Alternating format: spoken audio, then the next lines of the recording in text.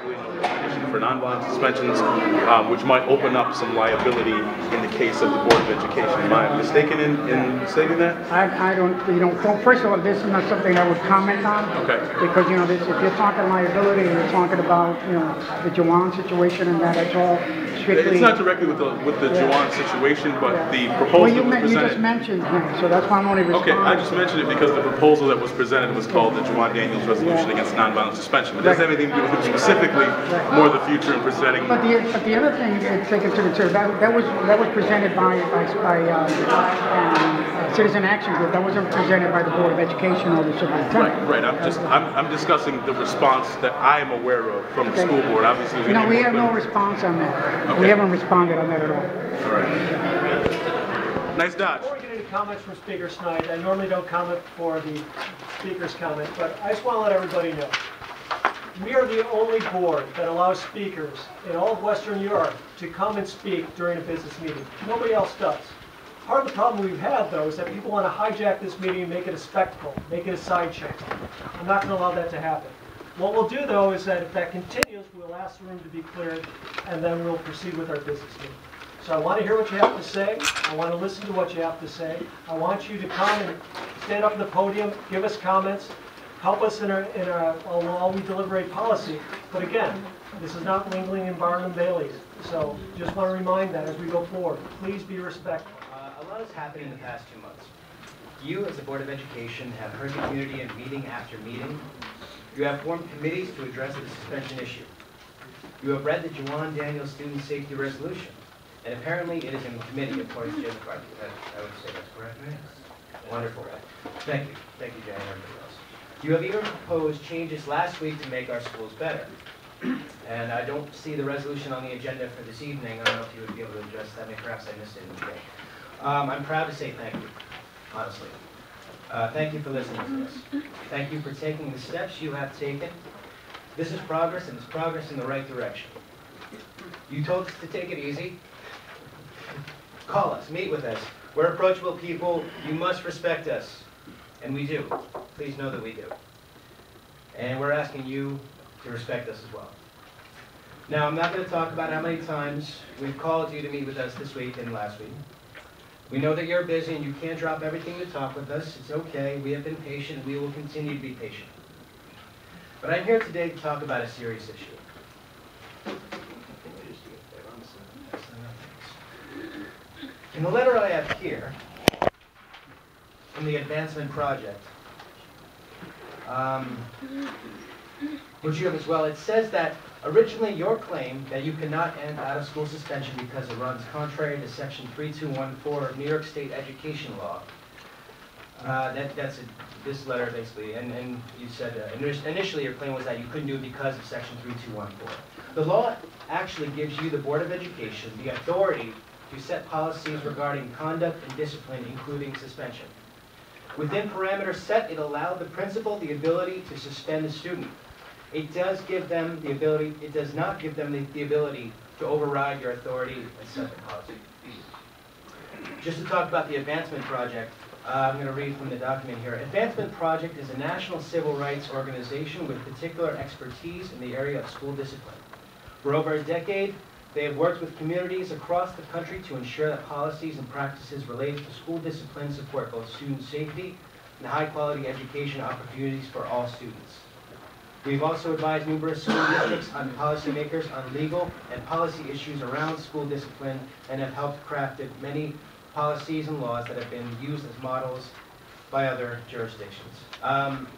When faced with this letter, your counsel admitted that their initial claim was a misinterpretation. So, in fact, Section 3214 of New York State Education Law, I just need a minute, thank you, does not prohibit you from ending out-of-school suspension. This letter says all that, people in the crowd have it, you have this as well. Minutes before I came here tonight, I received the updated version of your counsel's recommendation. Apparently now, this is a new argument.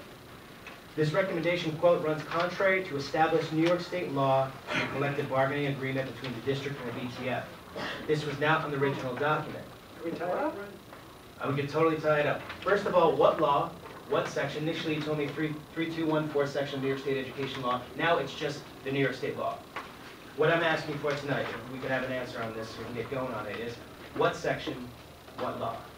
And we will most definitely be in touch. Thank you so much. Strong words for you guys last time. And I'm going to have some strong words for you this time.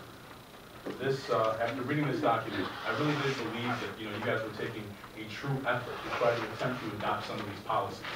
And what I've seen, and from what Ryan just read, is that you guys are simply presenting excuses. And at this point in time, it's obvious that the excuses are not well written or well constructed, as if I read correctly here. In fact, if the council's interpretation were accurate, then schools, districts all over New York would be currently in flagrant violation of the law. So what I am trying to get here is what is the issue? It's obvious that you have the community out here begging you to make an absolutely necessary change to protect the lives and the future of our community through our children. So my question to you, which you will answer through your actions, and we'll see the results of this, is what is it going to take for you to seriously consider what has been presented and to take seriously the lives of the children who are still at risk because of the policies that you continue to allow to happen? It's Black History Month. Martin Luther King said, "An injustice anywhere is a threat to justice everywhere." The injustice in this room is a threat to justice everywhere in Buffalo. It's a threat to the future of justice. It's a threat to generations that go forward of Buffalo. Buffalo is the third poorest city in the nation. I think that has a lot to do with how our children are educated. You guys are the front line. You're the first step. So it is time to take action. And I understand maybe there's some pressure. I don't know what's going on. But this is really perplexing to me when I read a letter like this.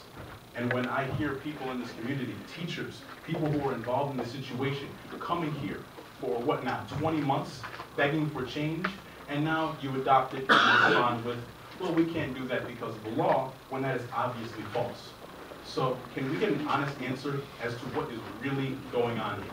Because it is obvious to me, through the actions that you guys have taken, and through a lot of the looks on some of your faces right now, and I do respect the people who are looking me in the eye and allowing me to communicate with you. What is the problem? Because it seems that there's hurdles that are continuing to be put in front of the future of our children. So I ask you, adopt this resolution as it stands. And if you do continue to put hurdles in front of this group of people, we will continue to jump over them, and we will be back. So you might as well take care of it. I'm here to speak about ending out-of-school suspension for nonviolent infractions, which I know a lot of teachers speak against that. I think that we all have a vested interest in kids being in school. After all, like Ina said, they're going to be taking care of us. They're also going to be our co-workers. I consider my students, I have to train them to work with me one day. They're going to be putting together spreadsheets for me. They're going to be working right alongside me. And I know that I want them to be just as competent and better off than I am. I don't want to be cared for in the hospital by someone who might have been suspended on the day that the teacher taught measuring liquids for medication because they were out of dress code. And I know that we say that we don't suspend kids for being out of dress code. I'm a teacher, I see it. They get suspended for being out of dress code. Out of school, suspended for being out of dress code. By ending kindergarten and pre-K, I think it was a great start. I'm very excited. I was all about the woman who spoke at the Meriwether Library saying she's about in-class suspension. I don't kick kids out of my class. I really don't. I know that there's teachers in schools that can do it. And I think that if we looked to two teachers that are doing it, I know there's quite a few in my building that they don't have to kick kids out of their class, or they don't have to suspend them out of school. It's their relationship. The Chinese symbol for crisis is danger plus opportunity. We all know what happened to Jaewon. He didn't pass away, he was actually murdered. That was the danger in this. We've been trying for 25 years to change this policy. The opportunity right now is that we do have the power to change out-of-school suspension for nonviolent behaviors. Again, I know everyone here is aware of the adoption of the Common Core curriculum that is coming up. The students in my class will never take the New York State test as it is. They'll be taking that new Common Core. I don't want them out of my class for a second to miss something because they were late or because they were out of dress code.